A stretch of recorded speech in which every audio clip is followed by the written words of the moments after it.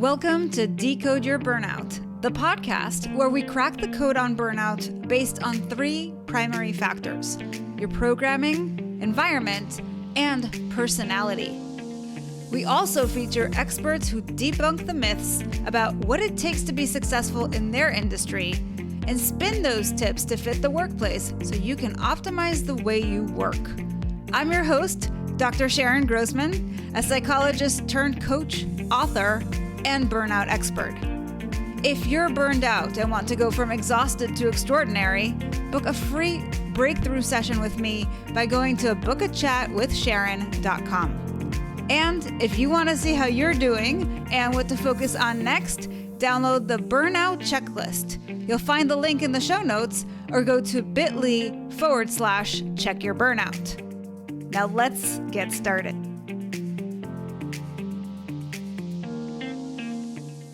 Hello, Decode Your Burnout fans, and welcome to another episode with me, Dr. Sharon Grossman. And today I am joined by Andrew Heffernan, who is a Los Angeles-based fitness trainer, author, and athlete. Since 2003, he's trained everyone from actors and high-level athletes to business professionals and Hollywood luminaries. His balanced approach prioritizes helping people feel their best as they pursue higher levels of strength, performance, and body composition. In 2013, he was certified in the Feldenkrais Method, a powerful tool for improving recovery, relieving stress and pain, and improving performance. He's written or co-authored 5 books on fitness, including The Exercise Cure, 7-Minute Workouts, and Fat Loss Over 40, which is forthcoming, as well as hundreds of articles on fitness for outlets like Men's Health, Experience Life, Onnit.com, and OpenFit.com, 3 of which have won major awards. A lifelong athlete, Andrew has competed as a triathlete and obstacle course racer and recently placed 4th in his age bracket at the DEKA World Championships. So Andrew, I am so excited to have you here. Welcome to the show. Thank you, Sharon. It's great to be here. So you clearly come from a very active background. This is what you do for a living. I'm sure you do it for your own health as well. And, as we talk about physical fitness and how important that is in terms of managing our stress and avoiding burnout, I'm really going to be listening for any sort of parallels, because I know that there's a lot of these mindset things that are probably true both in the physical and in the mental realm when it comes to our work and the way that we are pursuing our goals, which sometimes, when we're thinking about things in an extreme way, then we can end up burning out. Yeah, absolutely. Yeah, for sure. There's any number of places we could start with this, but I think it's important to remember as we sort of start with a wide view is that stress is neither good nor bad, right? We need a certain amount of it, yeah? And from the physical perspective, you only need to look at like people who spend time in zero gravity, right? People who go up and spend time in the International Space Station for longer than a few days. They come back and they are a hot mess, right? Their body, their muscles have atrophied. They often get bone loss. We need the stress of just gravity walking around in order for our bodies to function properly, right? And you also, in a parallel way, you also need a certain amount of stress to keep your imagination active, to keep your intellect active, keep your emotions active, right? You don't want to just sit around in an empty room, eating bonbons all day. That actually becomes a form of stress, hypo-stress, too little stress, right? As opposed to hyper-stresses, which is most people think of when they think of stress. So when we're talking about exercise, we need to strike somewhere of a balance between zero gravity, right? No stress, and then, every single day running, a marathon or triathlon or something like that. There's some Goldilocks zone in there for all of us, where we're going to be gradually over time improving our fitness and getting better, feeling better, getting more resilient, and getting all those wonderful benefits of exercise that we always hear about so much, right?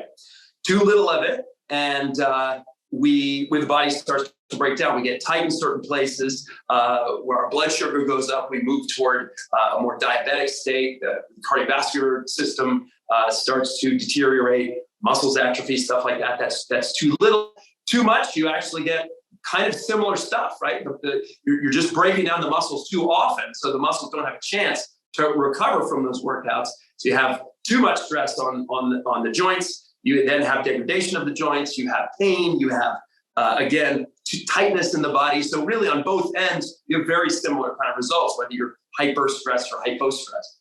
So again, my job as a trainer is to see if I can find that little zone in there that's right for everybody.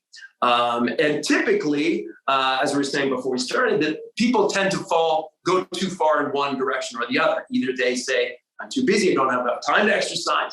And so they spend most of their time seated at a desk and, getting reaping the unfortunate benefit or consequences of that. Or they're too hard charging. They go to the gym all the time and they say, all right, I'm going to not only be an alpha achiever at work, I'm also going to be an alpha achiever at the CrossFit gym or at the Soul Cycle gym or even at yoga. I'm going to go do power yoga. I always joke that in America, there's no low intensity form of exercise that we can't toss the form power in front of and make it super intense, right? So power yoga, whatever it is. And, so the hard chargers tend to do too much, right? And so we need to kind of bring both groups into something like balance, right? That's and it's, first of all, there's so many things I want to say here. Sure. What really struck me when you first started sharing this is this idea of zero gravity. Like, we don't actually think of gravity as a stressor. Sure. Right? It's just part of life. Like, we're just like, yeah, I wake up, I am on my bed, and then I get up and I'm walking on the floor. Like, it's not something that we think, oh my God, it's so stressful. But to your point, when we don't have that minimal amount of stress on our bodies, then we really get into trouble. And then, of course, we can take it to the next level from there and say, okay, well, gravity is like the bare minimum. And then what's the next level? And that's just like any sort of movement. And like when you're talking about people who are sitting at their desks for long periods of time and they're not moving their bodies, they're going to have more muscle stiffness. They're going to be sore. They're going to have less range of motion. They're going to have more pain. Right. Yeah. And so that can be a distraction from your work. Yeah, for sure. And then as we go, further towards like that center point that you're talking about, we're kind of getting to a more balanced place.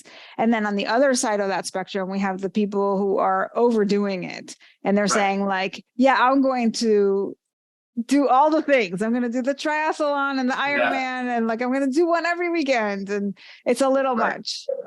Oh yeah. It can be a lot much. Yeah, definitely. A lot much. And, there's this myth that this pervasive idea that, the body, this was described to me once and I thought was really good, that we are squishy organic organisms, right? For some reason, the fitness industry, we tend to say, oh, the body's a machine, make your machine better, tighter and faster and all this stuff, tune it up. We use all these metaphors that suggest that the body is, again, like a computer or something that is, that's mechanical. And in fact, it's just, it's a soft little animal. Yeah. And we want to treat it with just the right amount of stress. And there's this idea that, going with this idea that this misguided idea that the body is like a machine, there's this idea that sort of what you put in is what you get out, right? So that if I lift 10 pounds today, I can lift 20 pounds the next day, and you're just going to proceed on this linear trajectory throughout your whole kind of fitness life. It doesn't happen that way, right? So you can do that. I mean, I'm training my son now, and he's 14 years old. So he's on this great trajectory. I can give him, 50 pounds today and 55 pounds the next day, and he gets better and better over time. Eventually, like the rest of us, he's going to hit that wall and he's going to go, he's going to level off, right? And then you have to find some new and different stimulus to introduce into the body, right? So this idea that, and this pervades into our general approach to fitness, which is like, if I work out twice a week and I'm getting good results, then if I work out 5 times a week, it'll be even better. And it'll be even better if I work out twice a day, 7 days a week, right? So again, there's this idea of linear progress up to a point, and then either it levels off or actually crashes, right? So again, it comes back to that kind of optimal, thing, and it again just underscores the idea that the body is not a one-to-one kind of thing. You need to coax it. People do this with fat loss as well. I mean, we're obsessed with getting lean and losing fat, right? So we think that, if I cut my calories by 300 calories a day, a certain amount of progress, so let's just cut it to 200 calories a day and starve, right? Let's go crazy. Let's go crazy, right? Let's work out 7 hours. This was the whole fallacy of the show, The Biggest Loser. I don't know if you ever watched that, but there was a follow-up study of The Biggest Loser, and every single winner of The Biggest Loser, 6 months later, had regained all their weight and more, right? So they've done permanent damage to their metabolism. So this is just further evidence of this absolute imperative necessity of finding that right level that's good for you. And it's going to change depending on what's going on with you at any time during your life. So like if you're an accountant, like if I'm working with an accountant as a client, I know that their most stressful time of the year is going to be like right around April 15th, right? Yeah. So I would certainly not give that person a really intense block of workouts, from say mid-February to late April. I would say that's going to be your kind of recovery time. We're going to dial things back to the minimum effective dose. Maybe just do a couple workouts a week, a little bit of walking, just get yourself moving, some mobility stuff. And then come the end of April, when you're kind of out of that intense work period, then we can kind of look at it and go, all right, well, what do you want to do? Where do you want to go? And then think about building toward a goal that maybe peaks in, December or January, something like that. You know what I mean? Mm-hmm. So it's important. It's really important to look at the big picture of your life and not assume that how you are in the summertime is going to be how you are in the wintertime or the spring or the fall. You need to do, whether you're working with a trainer or not, you need to figure out a way to listen to your body, listen to those signals, and adjust accordingly so that training supports your life. And this is the thing we lose track of all the time, that training, right? You got your optimal, your big goals in life, whatever they are. You want to raise a family. You want to make it to 90, disease free. You want to have a really healthy, happy living. You want to have a really fulfilling career. All these things, whatever it is, that training and that exercise should support it, right? It should buoy it up. It shouldn't be the thing that pulls the rug out underneath. And a lot of times we get so single-minded on, I got to meet my, making your CrossFit workout another stressor, another thing that you sort of have to check off every single day, that we lose track of that very simple idea that working out should make the rest of your life better. It shouldn't make it worse, right? So keeping that on that trajectory requires just a constant check-in. How am I doing today? Am I more flexible? Do I feel better? Do I feel like I have more energy? Am I sleeping well? How are my interpersonal relationships? How's my anger level? You know what I mean? As you're walking around, are you in a terrible mood all the time? And then how can you dial up or just change the exercise piece of your life to improve that, So many good nuggets in there. All right. I want to bring you back to something you said earlier, which is how, you talked about your son and how he is somebody who can level up. For now, yes. As we all can, to a point, and then we hit a wall. Yeah. And then we have to figure out another strategy. So for somebody who is listening to this now, who has maybe hit that wall, first of all, if you could define for us, how do we know that we've hit the wall? Like, what does that feel like? What does it look like? How do we know? And secondly, once we've hit it, what do we do from there? Great question. Yeah.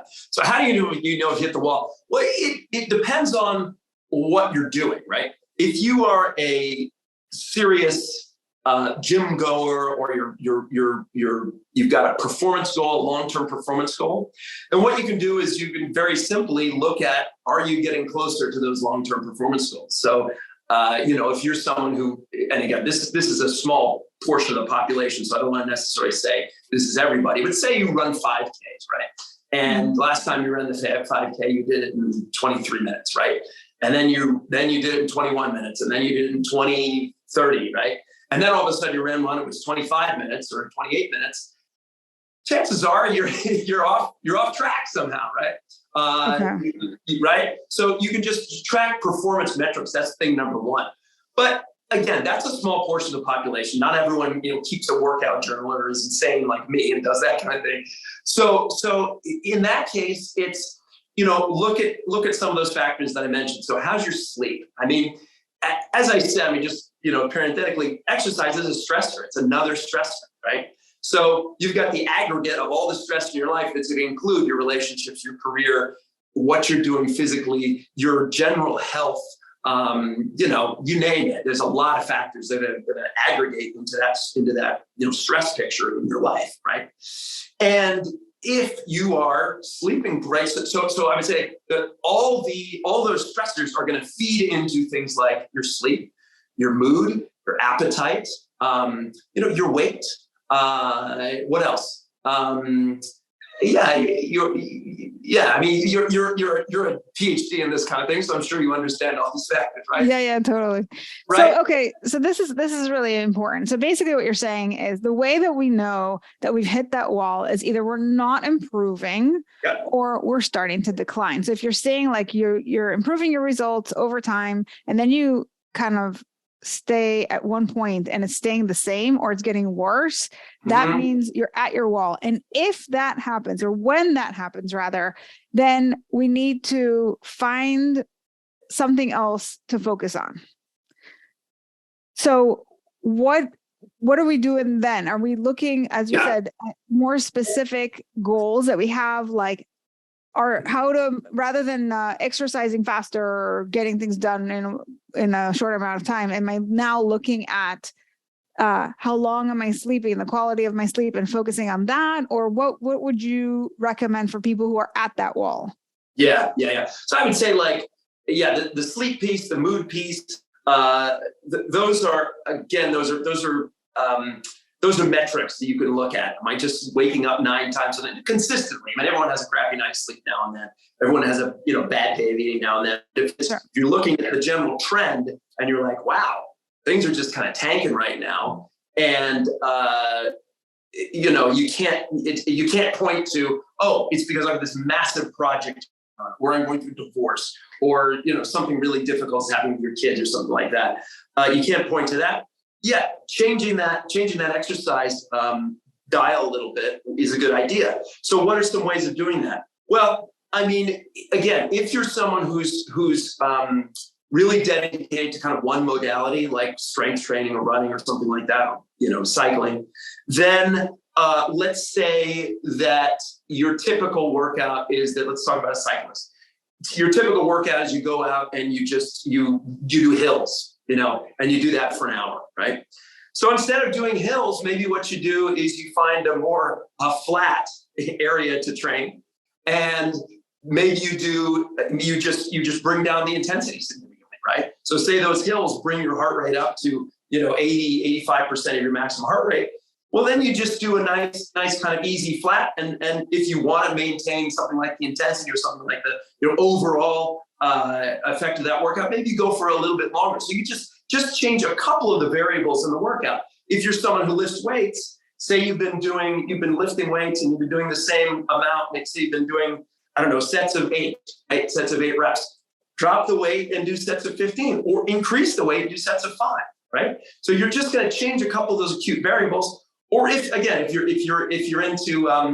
into that strength stuff, say you've been working on the machines, well, go over to the dumbbells. Say you've been doing kettlebells, well, then go over to barbells or something like that. Just toggle that dial a little bit, so it's not just you're not just hammering the same adaptations all the time. I mean, humans are. And we just talk broadly about humans for a second, but we're great at adapting, right? This is what we're so good at, yeah? And so we just constantly throw the same stimulus at the body all the time. There's no need to adapt. The body's like, we've seen this, right? You think of exercise as like akin to learning, right? If I'm someone who plays the piano or something like that, and if I got introduced to piano and I learned 3 blind mice on day 1, right? And if I play Three Blind Mice every day for 10 years, I'm not going to get that much better at the piano. But if I do Three Blind Mice, right, if I play Three Blind Mice for a week, and then I play Twinkle, Twinkle, Little Star for a week, and then something else, then pretty soon, in a couple of years, I'm playing Mozart and Brahms and whatever else, and I get pretty good at the piano, right? Yeah. So exercise is the same thing. You got to think of it not as just working from here down, but the whole body, the brain, the nervous system, the whole thing. So you want to introduce some of those new stimuli all the time, and then your body will get going again. Oh, this is new, and it'll change and adapt, and you get better. I love this paradox, this idea of, exercise being a stressor, and how adding a stressor to your life can actually help reduce your stress. Yeah, no, weird. Yeah. Isn't that so interesting? Because we always think about, people are always saying like, I'm already so tired. I have so much to do. Who's got time? Right? I don't have the energy. So that's why I'm not exercising. That's why I'm not taking care of my health. And in fact, what we know is that when we're not doing those things, we actually feel worse. Right. So you're really doing yourself a favor by saying, even though I'm tired and I feel like I don't have the energy and I don't really want to go and do another thing, and I'd rather just sit on the couch and watch Netflix, I know that when I come out of the gym and I finish my workout, I will feel amazing. Yeah. That's why I'm going to go do it anyway. Yeah, no, totally. I always say, give yourself 10 minutes, right? There's this, like you said, there's this paradox in the mind and the body about these things, right? On one hand, we've got this predilection for self-preservation, right? So on some level, on some deep evolutionary level, we don't want to move too much. We don't want to move unnecessarily because that burns resources, right? Calories. And so we want to preserve those things, right? Because we want to pass on our genes to the next generation. And if we just burn through energy unnecessarily, then we're less likely to have that energy. If you understand why this would be evolutionarily kind of beneficial to resist moving unnecessarily. But then we have the other side of things, which we've all experienced, which is once you get moving, right? Once you expend a little bit of energy, then it tends to be self-perpetuating. So there's some kind of reward center in the brain that goes, oh, whatever this thing is must be important, right?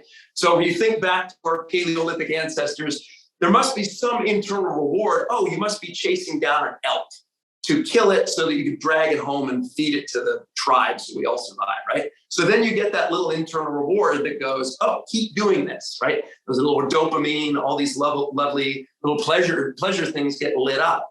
So in order to reach that point, you need to get past that initial impulse to not move, which is like, oh, this is pleasurable to sit and watch Netflix on the couch, right? You need to get over that. And that is the willpower. That's just the one little drop of willpower. And I say, give yourself 10 minutes, right? Maybe it's walk around the block. Maybe it's do your favorite yoga, flow. Maybe it's get on your bike. Maybe it's lift some weights, whatever it is. Just move a little bit. At the end of 10 minutes, I think that if you don't go, all right, I'm up for 20 or 30 or an hour, whatever it is, if your body doesn't start shooting off those little reward centers, then I think you're probably at a point when you should take the break. Right? Right? You should go, you know what? It's too much, right? Maybe today is not the day. Yeah. But usually it is. Usually you'll hit that 10-minute mark and you go, I'm up for more, So that's usually what I say. Give yourself that 10 minutes and see what happens.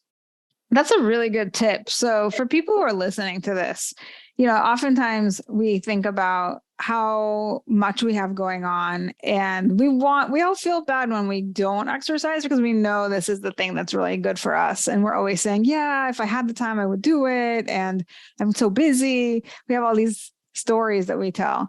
And I love this idea of just test it out. Just give yourself that 10 minutes to dabble in a little bit of movement, see how you feel. And sometimes, you do that and then you're like, I could do another 10, right? And so we stop lying to ourselves that we can't do it and that it's not possible to do it. And all of a sudden we're in it and we want to do it. And so that's such a nice little way of looking at it. Instead of this all or nothing, like I either exercise all the time and I've got this whole thing down, or I never exercise, I don't have time for it, to just give yourself a little taster and then see where that takes you. Yeah. No, it tends to work. It tends to just get you over that little hump of resistance, into that flow.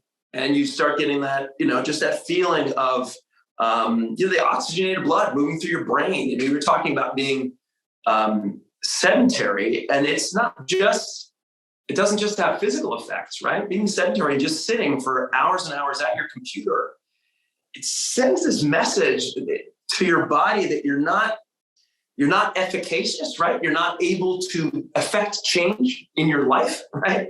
The movement is only mental and maybe a little bit here, right?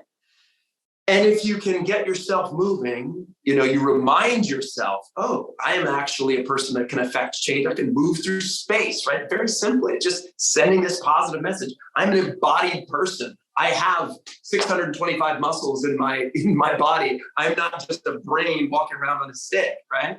Mm-hmm. And all that movement, I mean, we've all experienced this, all that movement, you hit the wall on some project you're doing, you're working it away, your computer, you go, and finally you get away from it, you take a walk, something pulls your kid, you wind up playing with your kid or whatever it is, and you get up and you sit down and you go, all that stuff that's insurmountable and impossible to confront, all of a sudden it's like, oh, I've got all these new ideas, right? And so that perceived stress, right, of whatever it is that's weighing on you, starts to alleviate just once you get your body moving. You send that message to your body. Look, I'm a person. I got all these joints and muscles. I can make choices. I can move. And you go, oh, okay, I'm good. So it's another better. It's so true. I remember when pre-COVID, I had an office that I worked out of, and I would park my car and then I would walk to the office, and it would be maybe like a 5-minute walk. It wasn't very far, but I was at this point where I really wanted to create these videos for my YouTube channel, or I'd want to blog about something.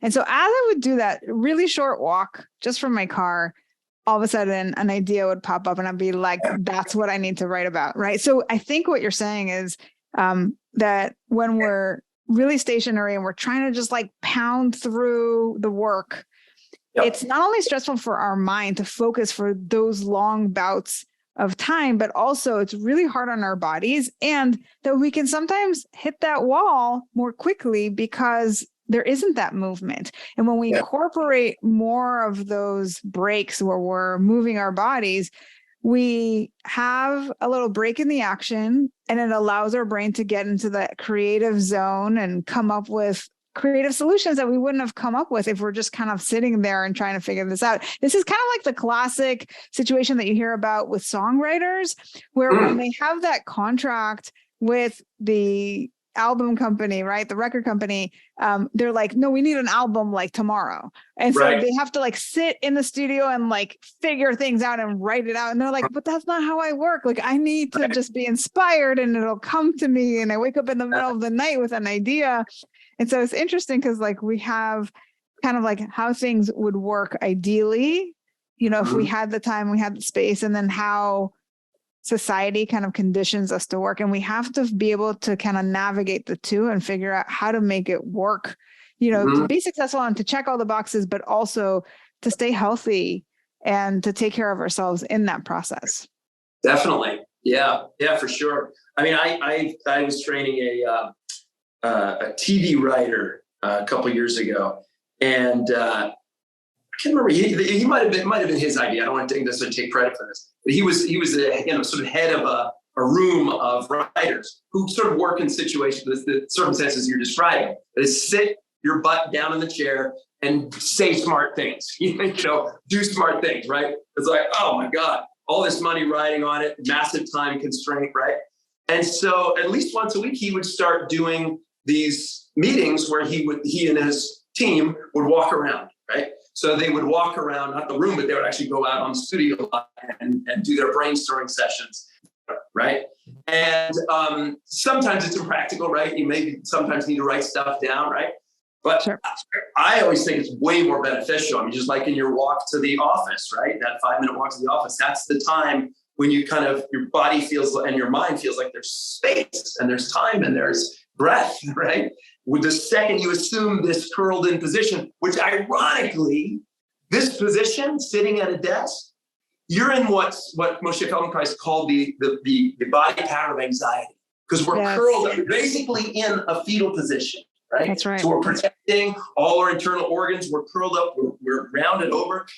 And that immediately sends this really strong message, this like deeply embedded message that we're under stress right now, right? Mm-hmm. So stand up desks, walking around, having stressful, difficult phone conversations while you're strolling around your neighborhood on the phone, way better than sitting down in that I'm stressed position and trying to duke it out like that.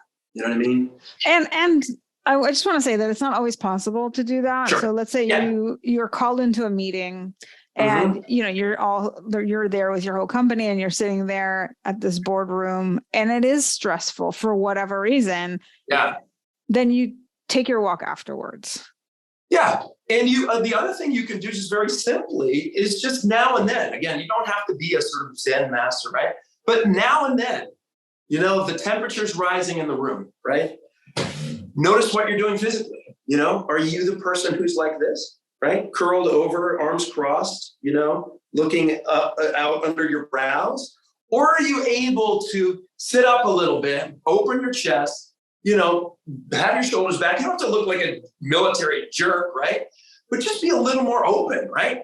Then you're going to look like the person in the room and drop your breath, right? So instead of breathing up here, just drop it down. Let the breath come in to your low abdomen, right? Then you're going to look like the person in the room that's ready, that's open, right? The temperature's rising. Have your temperature drop a little bit, right? Yeah. Be conscious of how your voice sounds, right? So if your voice is going to go up like this, then you're just contributing, right? But can you maybe drop it? Can you drop your breath into your abdomen a little bit?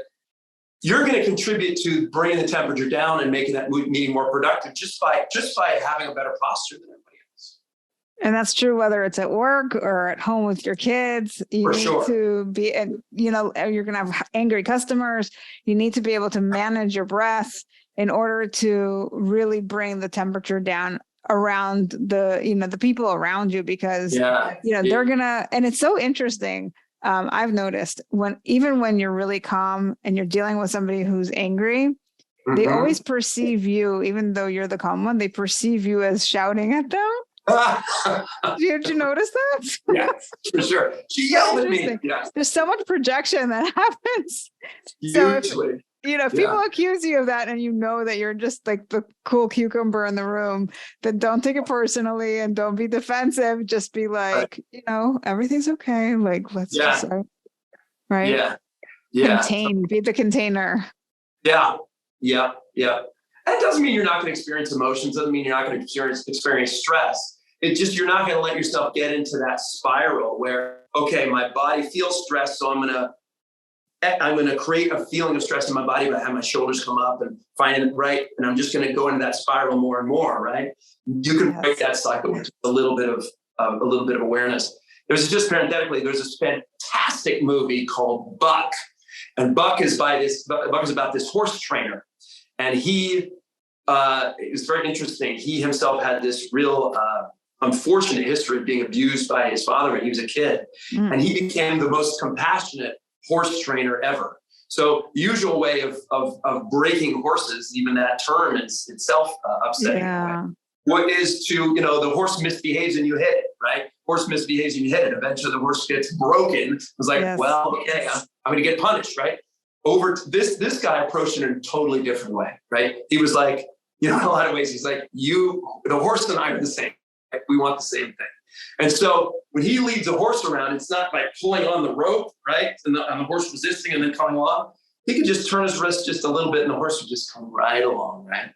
And the way he was around the horses, talk about just relaxed, centered, breath dropped, shoulders down, easy voice. I mean, we're not that much different from we're pack animals, just like horses, right? So if you see someone like a leader who's like that, right? immediately you're going to go, I trust that person, right? You see the person got the shoulders up and the voice up and the breathing up in the clavicular area. You go, I don't know. Maybe there's someone else around here who's got a little on the ball. You know what I mean? But Totally. yeah, so we do respond in a very visceral, animal way to that sense of alignment and ease in other people. Well, listen, Andrew, you have shared so many incredible nuggets with us today. That I'm very appreciative. And I think the takeaway message, if we were going to wrap it up, is that we actually do need stress to function physically, emotionally, cognitively. So stress is not the enemy. It's really about how to incorporate more exercise, but not too much, in order to get rid of some of that tension in our body and to avoid burnout.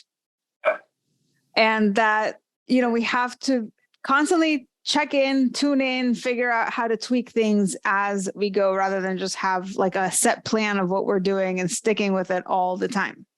I think that's right on. Yeah. The body is don't forget your body. It is a great tuning fork, a great instrument to find that balance, right? When you're feeling burned out, right? Don't forget it. Don't go, I just have to do more of the head work, right?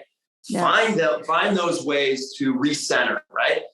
Through the introduction of some of that physical stress. And then you'll find your balance a lot more easily and more quickly than you would if you just kind of try to muscle through.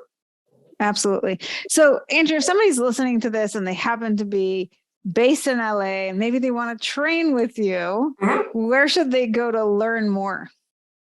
Yeah, so you can go to my website, Andrew Heffernan. That's HEFFERNAN, AndrewHeffernan.com. You can straight up email me if you want. I'll put that out there. It's my name again, Andrew Heffernan at AOL.com. You can find me on Instagram at Andrew Heffernan Fitness. And so any of those modalities will work, or those contexts will work. But I also say that I offer a 4-day-a-week movement class that I offer on Zoom. Right. So that's worldwide. I have people in Europe doing it, people in Australia doing it. So, so if you're interested in that and you're not in LA, you can reach me that way. And there's also available is we didn't even talk about the Feldenkrais method very much, but if you were stressed out and you have 45 minutes, 30 minutes to do a little bit of movement, that is one of the most powerful modalities to get you kind of out of that stressed out state. And that's available on my Patreon page, and we can talk more about that if you reach out to me. So there's some ways of getting in touch, and I'd love to hear from you. And so if somebody's interested in that class that you said you do on Zoom, is that on your website, or is there a separate thing that they should go to? Yeah, I'll send you the information. They can, again, this giving information overload, but if they want to go to Patreon, my Patreon page, patreon.com/Andrew Heffernan Fitness, they can find that information out. But again, I would just say, if you're just interested in me and what I'm doing, hit me up on Instagram, hit me up on my email, and I'll help you out. Beautiful. Well, it's been just absolutely a delight to have you on the show. So thank you so much again for being here and sharing all of your expertise. It's always great to have another kind of area that we can explore and how that allows us to live our best lives. So this was really great. Now, for all of you thinkers out there, what did you think of the show? If you're a feeler, how did hearing this make you feel? And for all of you doers, what are you going to do based on what you've heard? And regardless of what your personality code is, my goal is to spread the word that burnout is a unique experience. And by decoding it, you can find solutions that are equally unique to you. Help me spread this message by subscribing to the show on Apple or Spotify and leaving us a review telling us what you think, feel, or do differently because of the show. If you're watching us on YouTube, you can also leave me a comment or questions to answer in future episodes. And please recommend the show to anyone struggling with burnout. Finally, if you are ready to take the next step with me to DYB, go to decodeyourburnout.com, and I'll see you right back here next week. Take care.